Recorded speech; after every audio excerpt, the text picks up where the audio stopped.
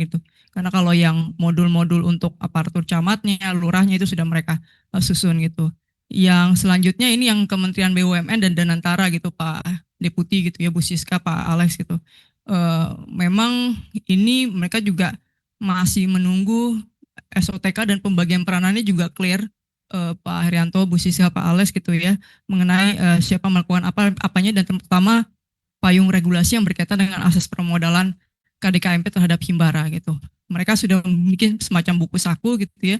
Hanya saja tadi aturan juknis yang lebih mengikat gitu untuk kebijakan permodalan dari Himbara ini rencananya baru akan dibuat di bulan September ini. Nah, yang selanjutnya adalah regulasi mengenai skema kerjasama KMP dengan BUMN. Karena mungkin Pak Herianto dan tim sudah punya ada cerita, Pak Alex, Bapak Ibu sudah punya banyak cerita juga gitu. Ada beberapa KDKMP yang bahkan statusnya mock up gitu ya. Apa hari atau berapa minggu setelah launching itu barang hilang, Pak. Stok tidak ada gitu. Jadi ramai semua pas launching, 3 hari seminggu hilang itu barang gitu. Gitu. Tempel-tempelannya masih ada Pak gitu. Tempelan-tempelan BUMN masih ada. Barangnya hilang Pak gitu. Nah makanya kan ya tadi obrolan kita seperti itu ya Pak. Jadi memang ya tadi posisinya dan skema kerjasama KDKMP dengan BUMN ini juga harus ada payungnya sehingga nanti tiap BUMN yang ada di daerah tidak bisa memberikan jawaban-jawaban yang semaunya ya Pak itu ya berkaitan dengan apalagi yang supply untuk stok barangnya dan juga skema kerjasama lainnya itu. Dan yang untuk Pemda sebenarnya kita juga perlu mendorong Pemda KDKMP untuk berkolaborasi dengan BUMD, BUMDes gitu dan juga swasta lokal dan tentunya di tingkat pusat betul sampaikan Bu Ika kolaborasi KMP dengan MBG dengan sektor-sektor unggulan di daerah tersebut dan juga mendukung program strategis nasional. Itu yang Koperasi Desa Kelurahan Merah Putih, Bapak Ibu sekalian, saya izin lanjut ke kartu kesejahteraan. Kurang lebihnya kata kuncinya ada 3, yaitu berkaitan data sistem dan regulasi, terminasi dan graduasi, dan berkaitan dengan pendampingan dan penyaluran. 4, mohon maaf.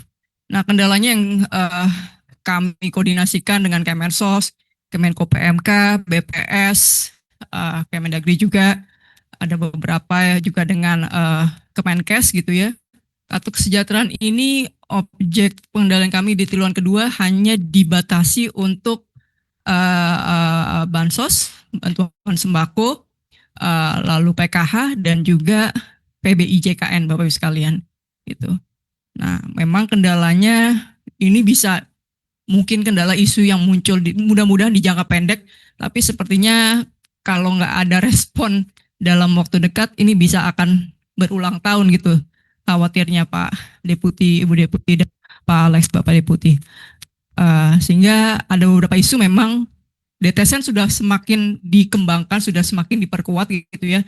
Rekan-rekan BPS juga sudah menceritakan beberapa upaya untuk makin memperkecil exclusion dan inclusion error gitu ya di dalam DTSN. Tapi memang akurasi proses pemuktahiran gitu ya, periode pemuktahiran termasuk juga peningkatan akses terhadap DTSN masih perlu ditingkatkan. Itu yang pertama. Yang kedua, proses terminasi dan graduasi masih dirasa belum optimal gitu ya. Ada beberapa penerima program yang masih merasa pengen tetap dilanjutkan gitu, tidak mau diterminasi ataupun digraduasi untuk penerimaan programnya. Tapi ada beberapa yang memang sudah harus layaknya diterminasi. Yang ketiga, ini berkaitan sama sekolah rakyat sebenarnya. Karena kurangnya jumlah pendamping untuk program-program bantuan ataupun program-program social protection di Kementerian Sosial ini berkurang pendampingnya jumlahnya karena memang banyak pendamping ini harus dialokasikan untuk membantu sekolah rakyat gitu. Itu yang menjadi isu. Dan yang terakhir mengenai penyaluran yang belum optimal untuk memanfaatkan digitalisasi. Beberapa rekomendasi tindak lanjut kembali lagi ini fokus kepada jangka pendek. Yang pertama Kementerian Sosial mereka sudah berkomitmen juga karena kami sudah pada saat merumuskan rekomendasi ini mereka sudah saling berkoordinasi, melakukan konfirmasi juga terhadap beberapa rekom ini kepada kami. Pertama adalah pemetaan rasio pendamping. Utamanya tadi yang harus berbagi juga dengan program-program besar untuk jaminan sosial, rehab sos ataupun pemberdayaan dan juga termasuk sekolah rakyat. Dan mereka akan melakukan profiling KPM di SIKSNG. Dan yang kedua adalah butuh ada perluasan lagi digitalisasi penyaluran dan pelayanan, termasuk juga merelaksasi your customer QIC, karena ya, penerima-penerima manfaat ini dari kartu kesejahteraan juga ada beberapa yang tidak tahu mungkin nama ibu kandungnya gitu. Untuk mereka harus kalau membuat transaksi-transaksi ataupun pendaftaran di perbankan gitu ya, untuk hal simpel seperti itu. Dan sudah integrasi juga dengan SIAK, Dukcapil, dan juga membuat dashboard publik. Yang ketiga, ini juga banyak isu-isu berkaitan dengan perlunya untuk dibuat notifikasi dini berkaitan dengan terminasi dan graduasi melalui SMS, aplikasi ataupun dari pendampingnya gitu. Yang keempat, perlu ada standarisasi mengenai service level agreement untuk antar penyalur gitu, karena ada beberapa isu yang ditemukan di penyalur gitu ya mengenai beberapa SOP dan juga utamanya kecepatan penyaluran yang berbeda-beda. Yang Kementerian Kesehatan ini berkaitan BPJKN, yang jangka pendeknya ini berkaitan dengan konsolidasi mengenai pengolahan data kepesertaan BPJKN yang bersumber dari DTSN gitu ya, supaya juga periodisasi pemuktahirannya dan juga clopping antara Kemenkes, Kemensos dan BPS-nya juga semakin dioptimalkan supaya tadi tidak ada kepesertaan BPJKN yang tiba-tiba keluar gitu ya dari data DTSN gitu ya, untuk minimalisir hal tersebut sebenarnya. Dan yang kedua sama, jadi harus ada notifikasi juga secara dini melalui SMS, aplikasi dan pendamping gitu ya, kalaupun memang Kemenkes ada yang berkaitan dengan penonaktifan PBIJKN. Mungkin itu Pak Alex yang bisa kami sampaikan. Kami lanjut ke Bu Rina. Baik, Assalamualaikum warahmatullahi wabarakatuh. Selamat sore, izin melanjutkan tongkat estafet Pak Deputi. Jadi kalau biasanya kalau Bu Ika dengan Bu Siska, Bu Alen dengan Bapak, nah kalau saya banyak bermitra dengan Pak Edi, dengan Bu Devi gitu ya.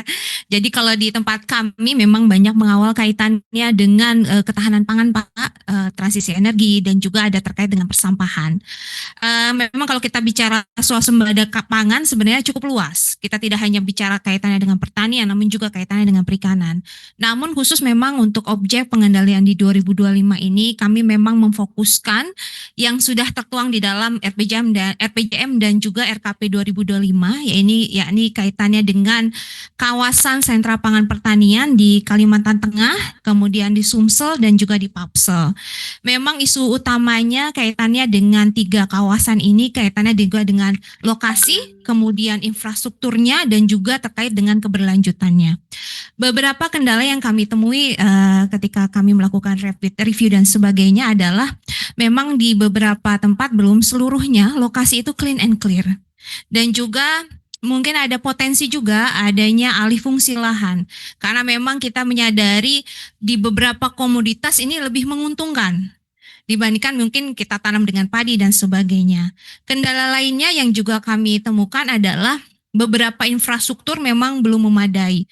Meskipun memang sudah didorong sebenarnya dari Bappenas gitu ya, dan juga mungkin dari Kemenpu dan Kementan, ada berbagai macam intervensi sebenarnya di tahun ini, ada impres, kemudian ada mungkin yang kegiatan reguler, namun kami memang menemukan masih beberapa tempat lokasi sawahnya ini masih perlu untuk jalannya Pak, ataupun irigasinya dan sebagainya. Dan juga ada di beberapa lokasi yang masih terkendala kaitannya dengan perizinan lingkungan.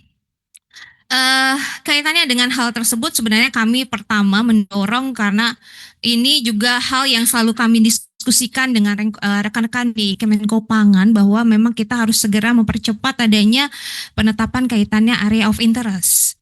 Saat ini sedang dalam proses, sebenarnya teman-teman di Kemenko Pangan sedang mengawal seperti itu, untuk terutama untuk Papsel, yang kemudian nanti kami akan dorong juga untuk kawasan lainnya.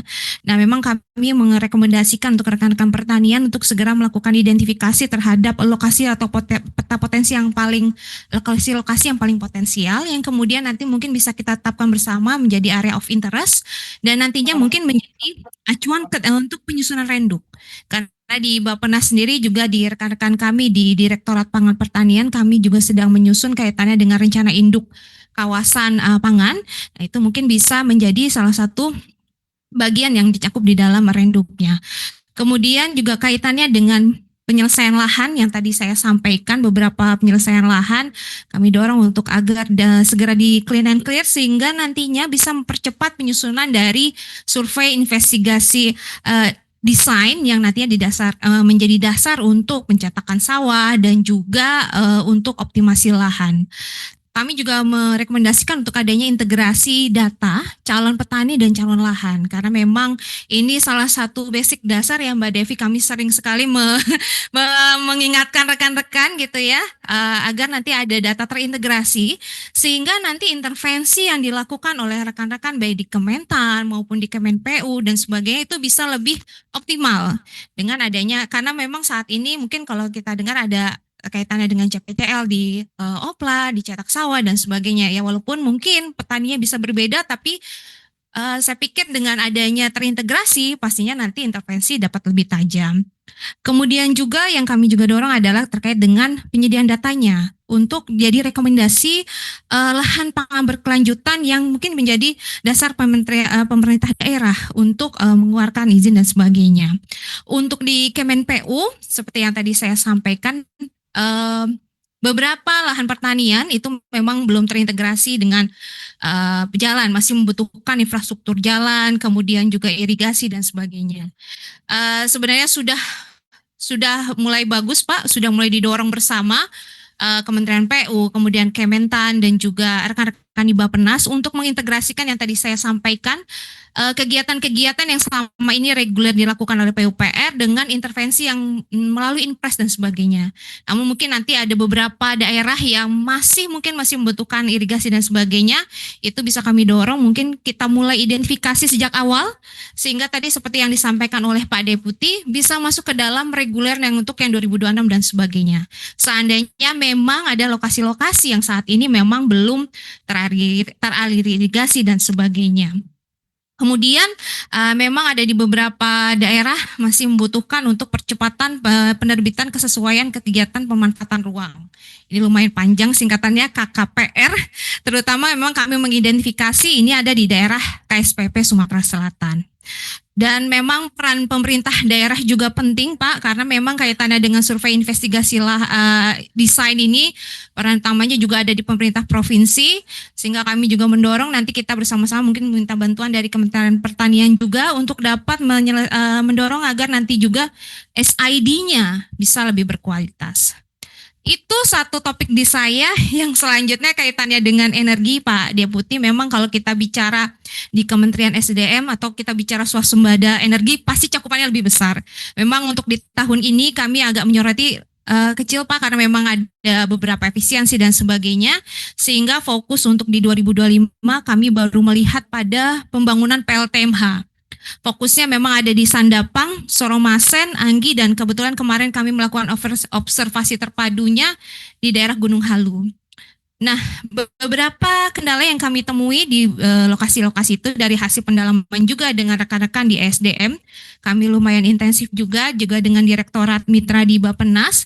Ada beberapa kendala kaitannya dengan pembangunan PLTMH, yaitu ada beberapa PLTMH yang memang ternyata masih berada di kawasan lindung, sehingga memang terkendala oleh perizinan dan sebagainya. Kemudian ada kendala-kendala kaitannya dengan misalnya longsor, kemudian ada kahar dan sebagainya, sehingga mungkin pelaksanaannya agak sedikit mundur.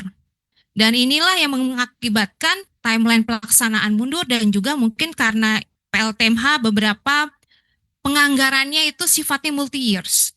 Nah ini nanti mungkin perlu pembahasan dengan Kementerian Keuangan dan juga Bappenas kalau misalnya memang ada konsekuensi terhadap MYC yang mungkin harus disesuaikan dan sebagainya. Kami merekomendasikan terutama juga untuk Kementerian SDM bahwa mungkin kita perlu mengakselerasi perizinan terutama untuk lokasi-lokasi yang mungkin berada di kawasan lindung seperti di Sandapang dan Gunung Halu. Kemudian juga seperti yang tadi saya sampaikan beberapa timeline pelaksanaan sepertinya perlu readjust gitu ya. Mulai dari sekarang mungkin perlu dipertimbangkan karena itu nanti berdampak ke 2026. Mungkin beberapa pelaksanaan harus agak mundur dan juga berarti berdampak juga pada multi-years contract yang tadi yang saya sampaikan. kaitannya dengan isu lingkungan, memang ini isu sosial, mohon maaf, adalah kaitannya dengan pelibatan masyarakat. Ini memang kami temui kemarin dari hasil diskusi dari yang pembangunan PLTMH yang ada di Sorongmasen, Bapak. Nah, ini mungkin untuk mengatasi isu sosial kaitannya dengan masyarakat. Kemarin kami juga berdiskusi bagaimana melibatkan masyarakat sekitar untuk mungkin menjadi operator, ataupun nanti bisa kita berikan pelatihan mereka untuk jadi operator dan juga pemeliharaannya dan sebagainya. Ini mungkin untuk meminimalisir isu-isu sosial yang berkembang yang mungkin tidak bisa kita hindari dari berbagai pembangunan infrastruktur, memang ada kaitannya dengan isu ini.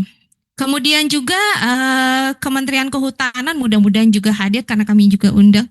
Ini kita membutuhkan dukungan kaitan fasilitas perizinan. Karena ternyata mungkin di awal ketika perencanaan Pak, itu lokasinya sebenarnya tidak berada di kawasan hutan. Namun ketika sudah sampai di lokasi ternyata masih ada di pinggiran kawasan hutan. Nah, ini beberapa memang pembangunan dari infrastruktur PLTMH membutuhkan fasilitasi kaitannya dengan perizinan kawasan perhutanan, terutama di kawasan Sandapang dan juga Gunung Halu.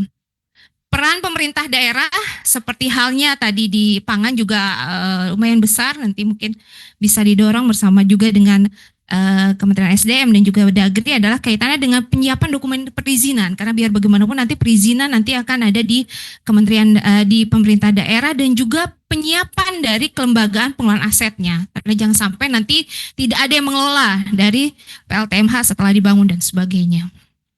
Itu kemudian kaitannya dengan persampahan, ini memang bukan hal yang mudah. Saya selalu diskusi dengan rekan-rekan KLH dan juga Kemen PUPR.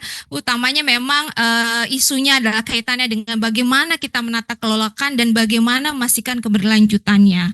Saat ini yang kemarin kami juga diskusikan, beberapa kendalanya adalah kaitannya dengan kapasitas pengelolanya dari persampahan dan juga pemanfaatan produknya yang belum optimal. Olahannya belum optimal karena masih sangat terbatas di dalam setiap daerah. Beberapa TPS 3R itu juga belum beroperasi secara optimal, dan memang utamanya kalau kita bicara sampah memang rendahnya pemilihan sampah dari sumber. Nah, inilah yang kami coba dorong, memang bukan pekerjaan yang mudah karena memang bahkan dari rumah kita sendiri mungkin kita masih mencampur sampah nih Bapak Ibu. Ini bukan hal yang memang harus dimulai sejak dini dan memang membutuhkan waktu yang tidak sebentar untuk menyadarkan kita semua bahwa pemilahan itu memang sejak dari awal harus dilakukan. Beberapa hal yang mungkin kami dorong untuk teman-teman di PU ya, terutama untuk melakukan identifikasi mungkin potensi olahan sampah. Kemarin kami juga berkunjung, ada beberapa pengolahan sampah yang mungkin bisa didorong seperti untuk kasgot, magot, mungkin juga untuk paving block, kemudian untuk mendukung semen, industri semen dan sebagainya. Itu adalah beberapa potensi olahan sampah yang bisa kita dorong sehingga nanti sampah tidak lagi menjadi barang yang mungkin bermasalah dan sebagainya. Kemudian ini kami juga mencoba mengkaitkan dengan isu yang ada di Bu Ika, kaitannya dengan MBG dan sebagainya. Bagaimana kita mengantisipasi apabila terjadi ada pengolahan sampah sisa pangan di SPPG begitu. Sebenarnya kalau untuk Juknis masih dalam proses koordinasi ya Ibu ya, apakah nanti intinya nanti kami mendorong KLH dengan BGN untuk dapat berkoordinasi untuk membuat Juknis atau seperti apa sehingga nanti bisa mengantisipasi sisa-sisa pangan gitu, sisa-sisa sampah yang ada di SPPG bisa diolah di SPPG-nya begitu Bu Siska. Sehingga tidak menumpuk mungkin ya, walaupun memang sampah SPPG mungkin sedikit nih Ibu, tapi kita mulai dari dari sumbernya, dari awalnya lah, dari yang kecil-kecil mungkin bisa kita dorong. Saya juga sudah bicara dengan Bu Ika untuk bagaimana nih mengawinkan dua isu ini sehingga nanti bisa mengakselerasi juga mungkin di tempat kami kaitannya dengan persampahan dan juga di tempat Bu Ika nanti mungkin kaitannya dengan sisa pangan. Kemudian juga kami kemarin diskusi juga untuk agar Kementerian LH dapat menyusun Juknis untuk fasilitasi dan pembinaan kelompok masyarakat pengelola ini yang kaitannya dengan TPS 3R dan sebagainya. Nah, untuk jangka panjangnya memang terkait dengan edukasi, ini butuh proses yang cukup panjang. Nah, mungkin salah satunya yang kemarin kami dorong adalah melalui Kementerian Kesehatan untuk pemilahan pengurangan sampah, terutama untuk penguatan dari pilar 4 dan sebagainya. Peran pemerintah daerah lagi-lagi juga penting kaitannya dengan edukasi untuk pengurangan dan penanganan sampah berkelanjutan dengan melibatkan masyarakat. Ini memang tidak mudah karena balik lagi dari diri kita sendiri. Bahkan saya akan memulai di direktorat saya Pak Deputi. Mungkin di bulan depan ada 3 tong sampah gitu ya, kita mau mulai untuk memilah sampah karena yaitu balik dari mungkin dari hal-hal kecil yang bisa kita dorong sehingga nanti kita harapkan bisa mungkin bergulir untuk yang lainnya.